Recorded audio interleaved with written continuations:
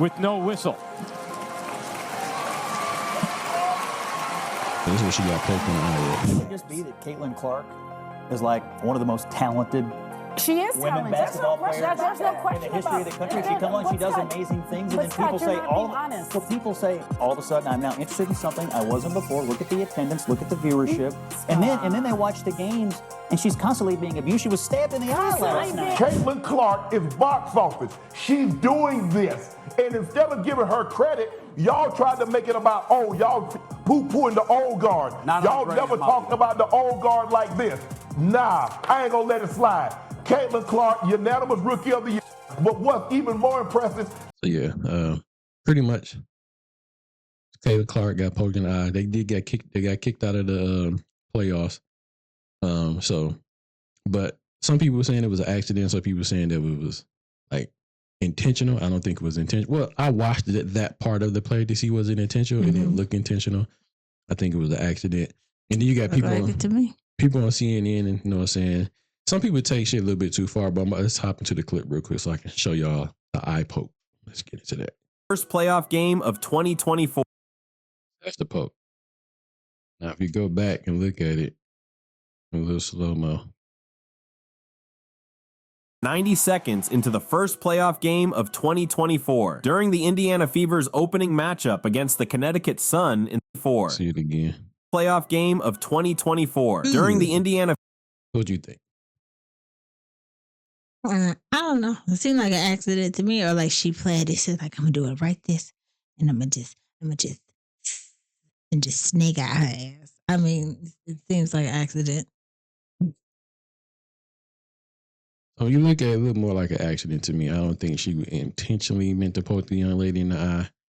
Shit happens on the court when you playing basketball. I'm pretty sure it's a lot. And some people said the foul didn't get called. This isn't in third. So that happens with a lot of sports. There's a lot of things that probably don't get called, and that happens on a basketball court, football court, and all type of other type of sporting events where accidents happen.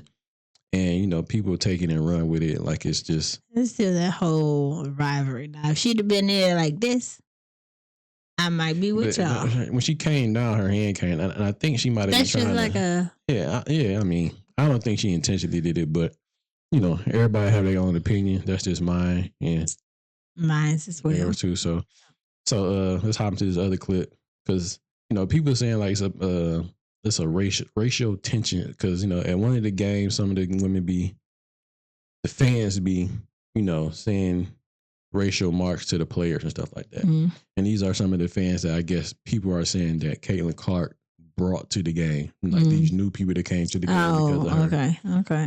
So that's so they're trying to say she wrung division. I mean, I guess you could say, but I wouldn't say she brought that. Yeah, that's all right. I take that back. I think because of the whole her and Angel Reese with the whole hand thing, and I think people took that and made it more of a racial thing than it should be. But race plays a part in everything. That's just and when Angel Reese would say she would say she's the villain, people will look at her as the villain, and they're looking at Caitlin Clark as the Goldilocks, the I guess the hero type in this scenario. So let's hop into it.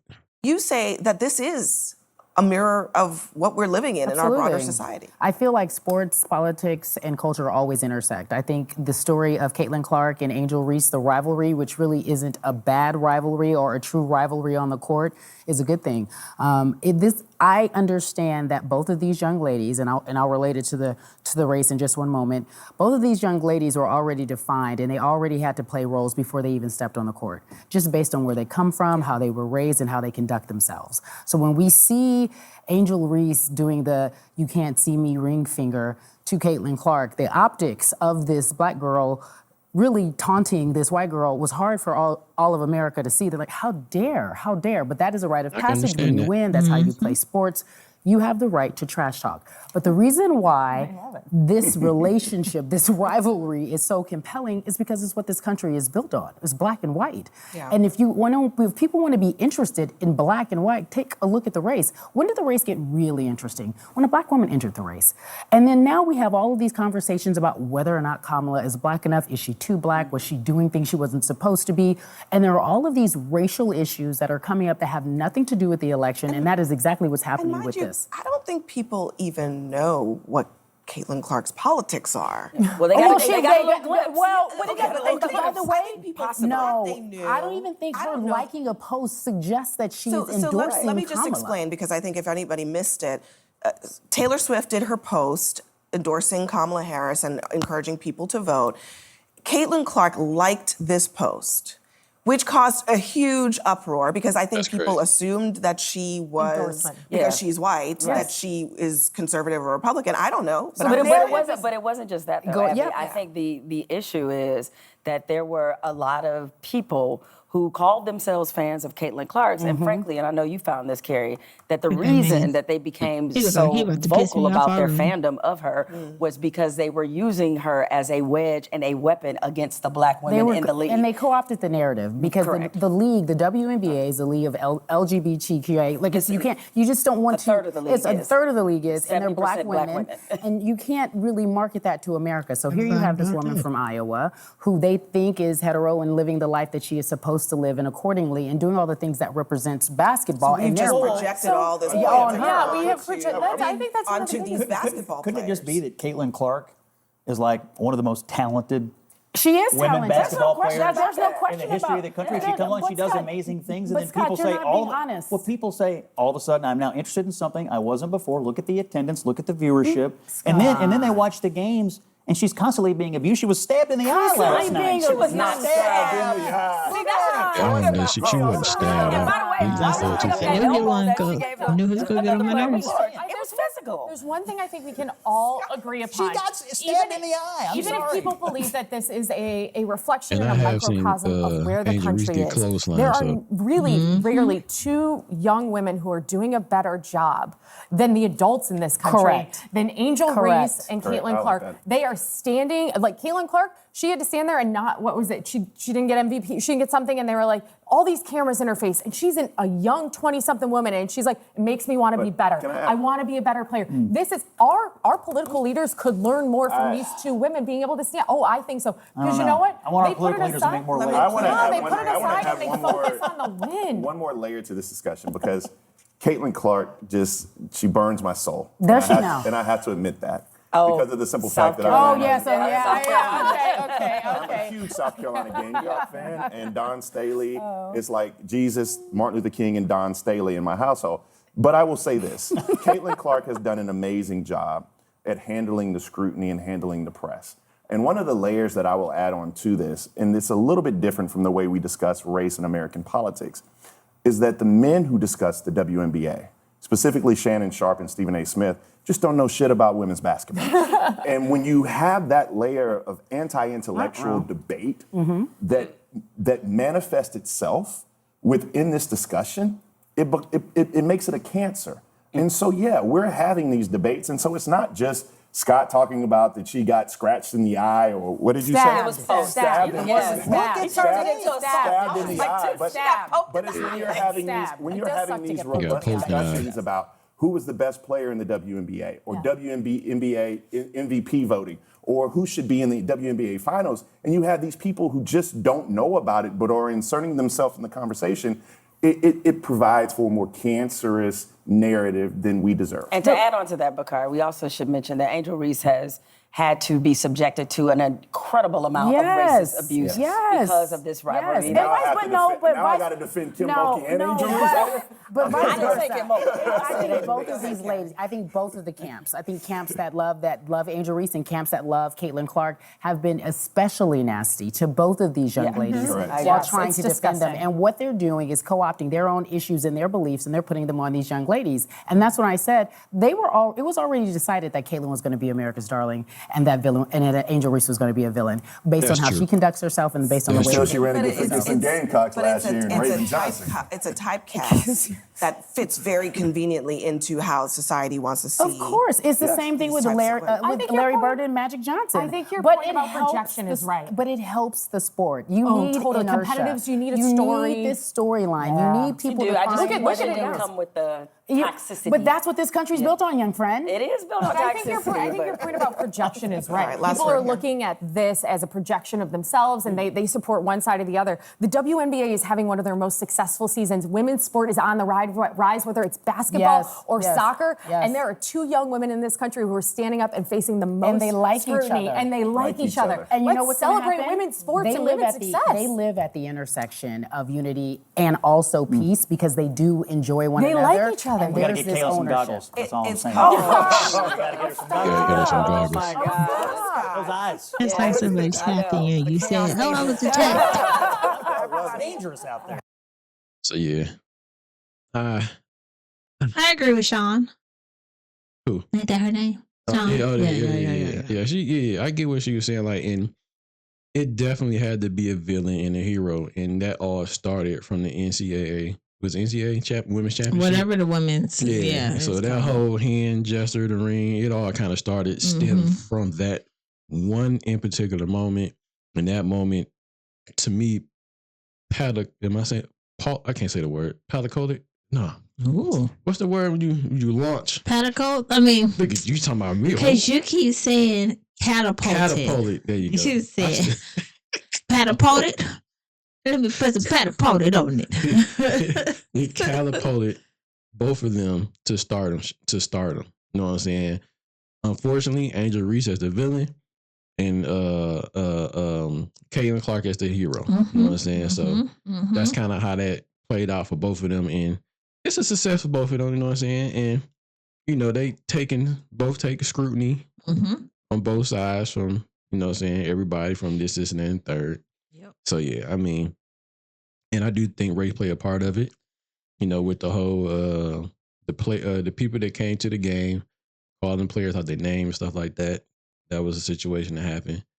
And, you know, not Angel Reese, but Shannon Sharp said something, and that really. So let's hop into that. Let's hop into Shannon Sharp, what he said. Stephen A., I would be remiss if I didn't say this. A lot of this noise came by people that were sitting on this network. They tried to minimize her, said, well, you giving her all this credit. What about the women that came before her? What the women came before her, what they did cannot be taken away. That ain't got nothing to do with Caitlin Clark. But there was a lot of people tried to make sure they keep Caitlin Clark in her place because what you're doing, if you give her all this shine, you minimize what they done. You can't minimize what Maya Moore or Candace Parker or Lisa Leslie or Lauren Jackson or Diana Taurasi or Simone Augustus or any of the other great players. That Caitlin Clark, what she's doing doesn't minimize what they've done, but we should have been giving her the credit. We saw the ratings, we saw the merchandise sales, we saw the attendance, but y'all want to make it about something else. Oh, what about the women that laid the foundation? What about this? What about it? That ain't got nothing to do with Caitlin Clark. Caitlin Clark is box office. She's doing this. And instead of giving her credit, y'all tried to make it about, oh, y'all poo-pooing the old guard. Y'all never talked about the old guard like this. Nah, I ain't gonna let it slide. Caitlin Clark, unanimous Rookie of the Year. But what's even more impressive, she's first team WNBA. First. So look, I fucks with Shannon Sharp, but I will give Caitlin Clark her credit. You know, so I do think she did bring more white eyes to the WNBA, for sure. And I do think Angel Reese brought black eyes towards the WNBA. You know what I'm saying? Now, like I said, it was in that one moment where everything changed for both of them, where I think it took off. Now, Angel Reese, she's a good player. Great player. It's probably going to be a Hall of Famer one day. Caitlin Clark, same thing. She's a great player, and she might end up being in the Hall of Fame someday, or whatever the case may be. And they both may win championships. I don't know. But without them two, without that happening, to me, I don't think she would be as big as she is right now. That's just how I see it. She'll probably still be like, of course, a good player, but she won't have that much media on her. I don't She'll be like all the other great players that made it to the league, and you get more shine as you get better when you actually in the league. But if she hadn't had this rivalry with Angel Reese, sorry, wrong person. I agree. I don't think she'd have had this much. She probably would have had a little something, but definitely would have been this. Definitely would have been this. That's where I think I differ. That's probably it. Like, I think she would still be good, but without that moment happening, I don't think she would be as big as she is, and I don't think that the WNBA would get that much notoriety as it's getting right now. Okay, that's just how I think, how I feel. I mean, what I believe. If that moment would have not happened, I don't think the notoriety for either one of them would be as big as it is right now. Definitely for the league itself, because the WNBA. I think it would have been good. I think people would have been paying attention. I think people would have been watching certain of the games. I think people would have been, watching a little bit more. I just don't think it would be as big as it is if that moment with Angel Reese and Caitlin Clark, hold hands, ring finger. Mm-hmm. I think if that had never happened, it would not get as much tension and as much notarization as it's getting right now, period. Yeah. It would get some, but not as much as it's getting right now. That's just how I see it. You know what I'm saying? So I could be wrong, so y'all let me know in the comments, what y'all think. Was the poke in the eye, was it an accident? Or y'all think it was real? I think that was an accident. She stabbed her in the eye. Do race play a part? I think race does play a part. In everything. That's not matter. So I think that plays a part for sure. And she is the rookie of the year. That's dope. You know what I'm saying? Salute to her. They did get kicked out the playoffs. You know what I'm saying? So hopefully they come back. They got a pretty good, solid team though. She's a good player. I'm not gonna take nothing like that from her. She's a good player. She's gonna be a great player, and I think Angel Reese is gonna be a great player. I think they're gonna them two in particular to me are gonna raise the stakes or keep raising the WNBA to get better and more eyes, but she is box office. I can't take none of that from her. You know what I'm saying? I just think it's because of that one moment, though. That's all.